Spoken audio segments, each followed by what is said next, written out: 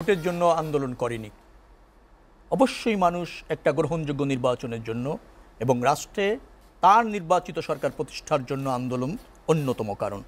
মানুষ তো এই জন্য আন্দোলন করি নাই যে অনির্বাচিতভাবে দীর্ঘদিন ধরে ক্ষমতায় থেকে রাষ্ট্রীয় সুযোগ সুবিধা একটা পক্ষ ভোগ করবে, একটা গোষ্ঠী ভোগ করবে, সেজন্য মানুষ আন্দোলন করি নাই।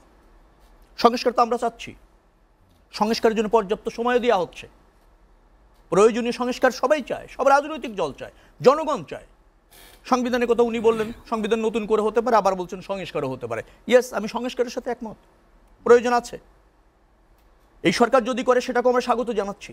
জামাত ইসলামও তাই বলেছে, আমি যতটুকু জানি, যে আপনি প্রয়োজনীয় সংস্কারগুলি করেন, কিন্তু অনির্বাচিতভাবে দীর্ঘদিন থেকে আপনার স্বপ্নের বাংলাদেশ আপনার নিজের মতো করে গড়বেন, কোথায় পেয়েছেন এটা? আপনি বলছেন আমরা জনগণের কাছে যাচ্ছি, আর আমরা তো জনগণের সাথেই আছি, জন্মের পর থেকে জনগণের সাথে আছি, বারবার নির্বাচন করে ক্ষমতায় আসছি, খুব জনপ্রিয়, খুব ভালো আদর্শ। নির্বাচন ভয় পান কেন? নির্বাচন দেরি হবে কেন? আপনার এই আদর্শটাকেই জনগণকে সিদ্ধান্ত নিতে দেন। সার্বভৌমত্ব শুধুমাত্র জনগণ, তাই না? রাষ্ট্রের মালিককে জনগণ, তো তাদেরকে নির্বাচন থেকে দূরে রাখার অপকৌশল কেন থাকবে? অবশ্যই প্রয়োজনীয় সংস্কার করে দ্রুততম সময়ের মধ্যে নির্বাচন দিতে হবে। জনগণকে তার প্রতিনিধি বেছে নিতে হবে। আপনি নিজে নিজে জনপ্রতিনিধি সেজে, বিশাল নেতা সেজে ঘুরতে যাবেন, সেটা তো না। মানুষের কাছে নেতা হন, মানুষের দ্বারস্থ। জামাতের ভাই ভালো বলছেন, সৎ নেতৃত্ব বাছাই করা দরকার। সৎ নেতৃত্ব বাছাই নিশ্চয়ই জনগণ করবে, কিন্তু আপনি নির্বাচনে গেলে যদি সিট পান 3টা, তাহলে তো সমস্যা। ওই সৎ নেতৃত্ব জনগণের কাজে লাগছে না। বাংলাদেশের মানুষকে সিদ্ধান্ত নিতে দিতে হবে। সবচেয়ে বড় কথা হচ্ছে ভাই, হ্যাঁ, কেউ একা রাতারাতি জনপ্রিয় হবে না, কেউ রাতারাতি দায়িত্বশীল হবে না। ওনারা যেটা শুরু করেছেন, আমি আবারও বলছি, ইটস গুড সাইন। গ্লুমিংয়ের সময় লাগবে, মানুষের কাছে যেতে হবে, মানুষকে আস্থায় আনতে হবে, নির্বাচন জানতে হবে, রাজনীতি বুঝতে হবে। অবশ্যই আপনারা বাংলাদেশের ভবিষ্যৎ।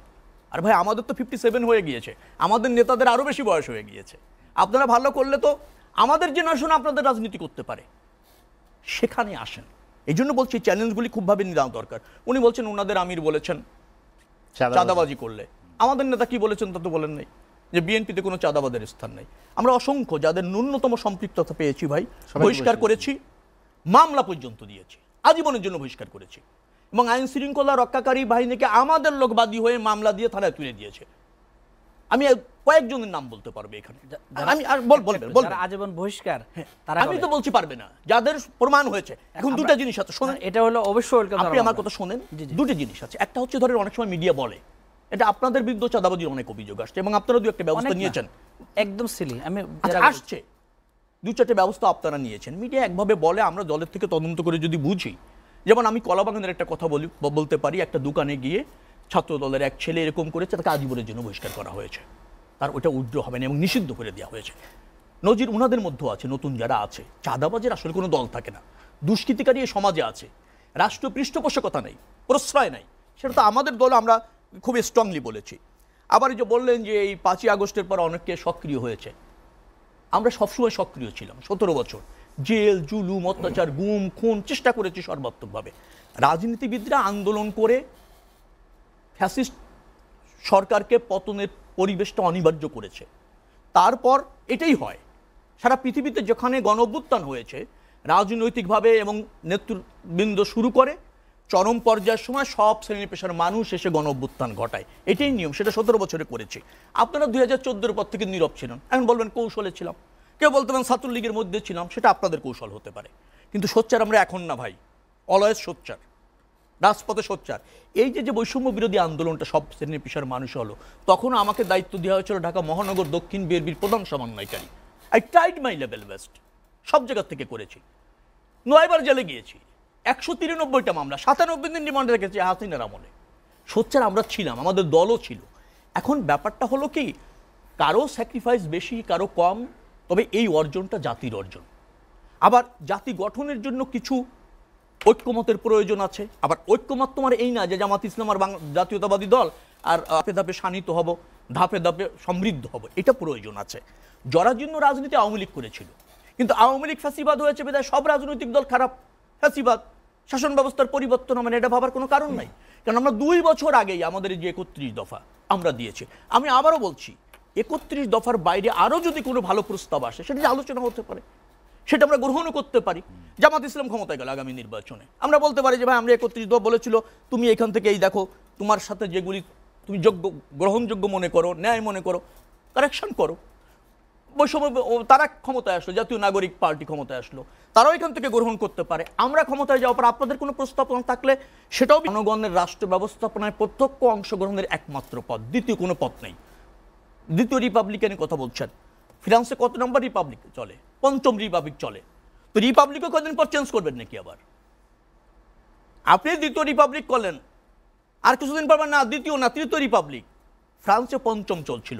রিপাবলিকের প্রয়োজন হয়েছে পৃথিবীতে খুব কম, হাতে গোনা 4-5টা রাষ্ট্রে, সেখানে তারা শাসন ব্যবস্থা থেকে বেরিয়ে আসে। প্রজাতন্ত্র ছিল, রাজতন্ত্র ছিল, প্রজাতন্ত্রে আসছে। আমাদের তো তা না, আমাদের ত্রুটি বিচ্যুতি আছে, সংশোধনের প্রয়োজন আছে। বাঙালিকে নতুন করে আর এটা দেখানোর দরকার নেই। বাংলাদেশের মানুষ জানে তার জনপ্রতিনিধি এবং তার দল কোনটা বেছে নিতে হবে। তাদের অবাধ সুযোগ দেন, সব ঠিক হয়ে যাবে। জনগণের কাছে যান, আমরা জনগণের সাথে আছি, জনগণের ভোট চাচ্ছি। দোষের হয়ে গেল, আপনি ভোট চাইলে খুব দোষ হয়ে যায়, কারণ কি? অনীহা কেন? এত আদর্শের দল আর এত ধরনের নতুন মন্ত্র নিয়ে আসিতেছেন জনগণকে একবার পর, তো জনগণের কাছে যেতে ভয় পাচ্ছেন কেন? ভোট তো জনগণের। তাড়াতাড়ি প্রতীক নেন, নিবন্ধন করেন, মূলনীতি দেন, ঘোষণাপত্র নেন, আসেন। আপনাদের সাথে একমত হচ্ছিল তখন উনি সহানুভূতিশীল, আর আমাদের নাম শোনা গিয়েছে, এই জন্য আমাদের পন্থী হয়ে গিয়েছে। মানে সবার সাথে কত জায়গায় গিয়েছে। যখন বলেন তৌহিদি জনতা, একজনের মাইর দিচ্ছেন তৌহিদি জনতা, আবার যখন কোনো জায়গায় মাইর দিতে গিয়ে খেয়ে ফেললেন সাধারণ ছাত্র সমাজ, মার খেয়েছে সাধারণ শিক্ষার্থী, ওই ছাত্র সমাজ শিক্ষার্থী একই রকম। যাই হোক, আমার কথাটা হচ্ছে যে ডিসি বাংলাদেশে 90% তো হবে, বাংলাদেশে 90% তো বিএনপি করে রে ভাই, আপনি অস্বীকার করবেন কোথার থেকে?